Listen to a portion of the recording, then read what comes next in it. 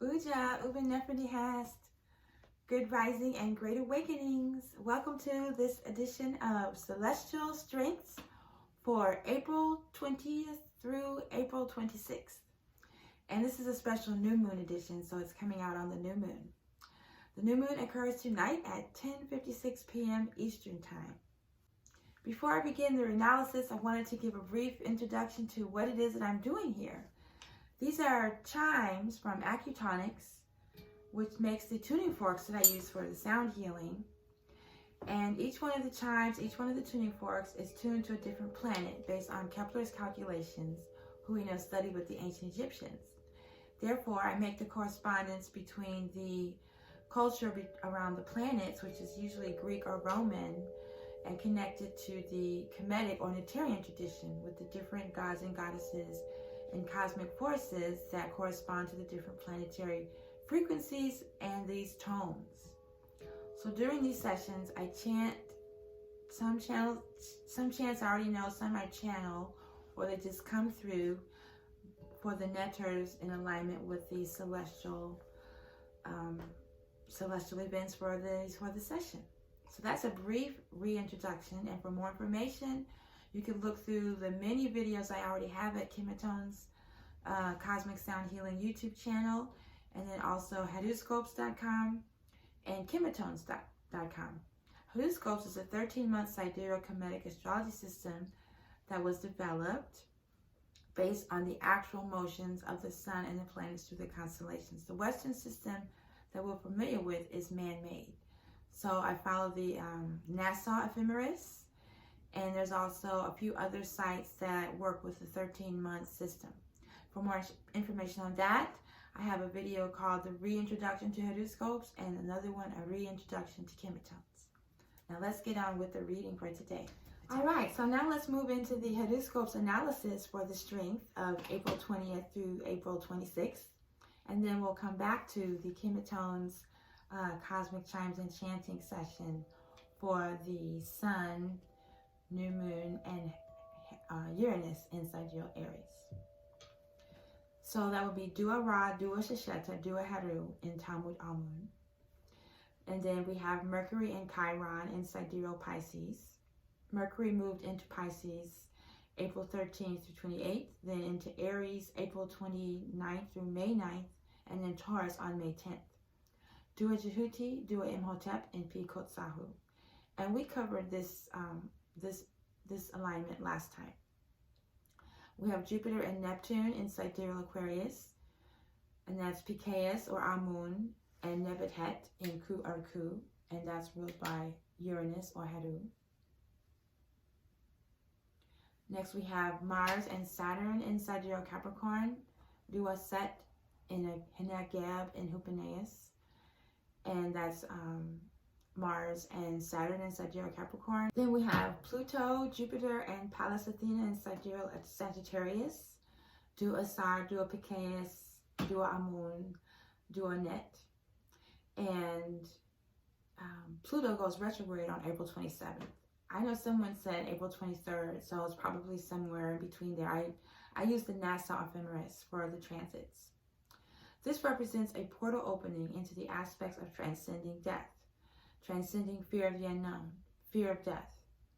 While in Sagittarius, this signifies traveling into a new reality, a new consciousness, a new existence, awareness.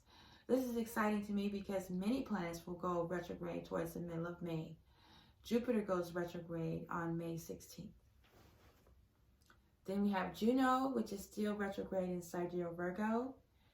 Dua Juno portal opening in Aspolia, which is ruled by Jehuti. And then Venus, Vesta, and Sedna in Sidereal Taurus.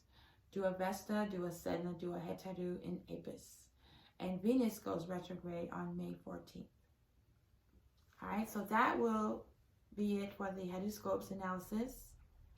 The other planets have not changed since the last analysis, since last week's report. So today we're just going to deal with the new moon in the sun, of course, with Uranus in Sidereal Aries. So stay tuned for that. Good job. All right, so let's get on with our session for today. And I'm going to try something new, as a matter of fact. So here's the HeruScopes Analysis, where we break down the illusion. Ra has moved in Sidereal Aries on April 19th.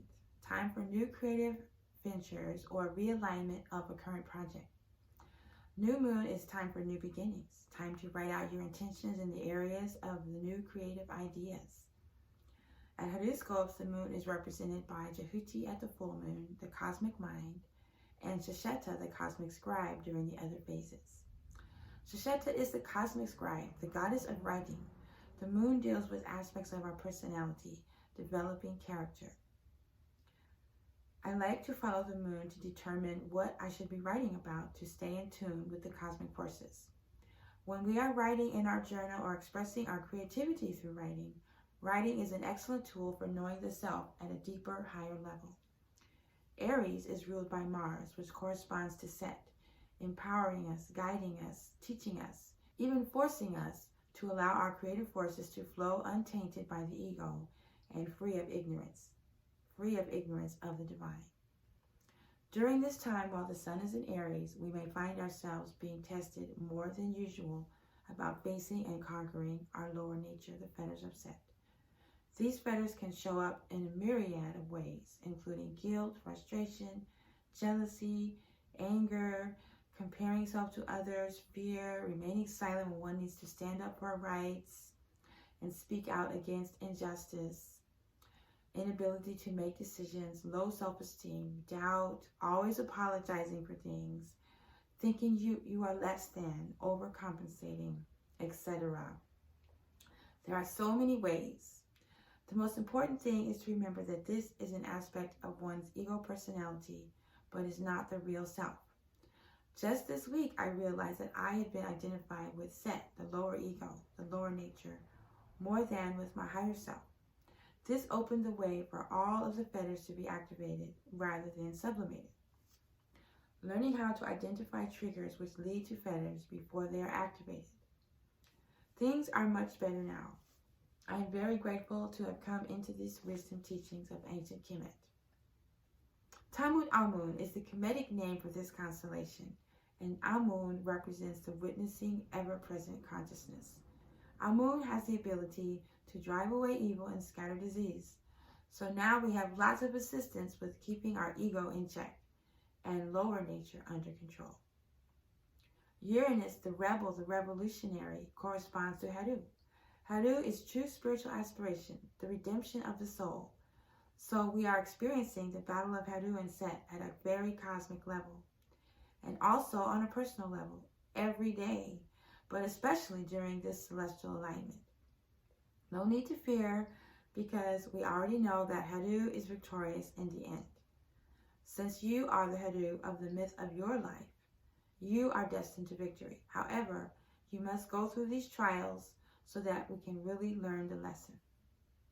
In summary, this is a powerful time for creative projects, starting new ones or realigning current projects, free of the egoistic desires and intentions. We are being tested on every level to win out over our ego and lower nature. And when we follow our divine practices and our divine intuition, Mother Goddess Aset, we are able to turn away from worldly goals, desires, and intentions and focus on spiritual aspiration. We will certainly win and attain the goal of life, which is enlightenment. Hatep.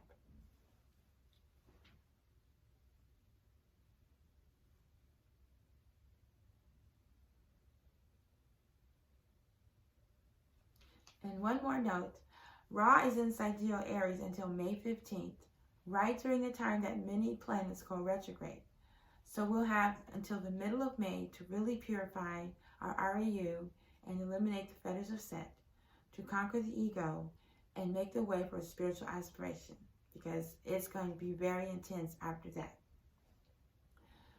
Make the way for spiritual aspiration, enlightenment, to be victorious, spiritual victory, Ma Heru.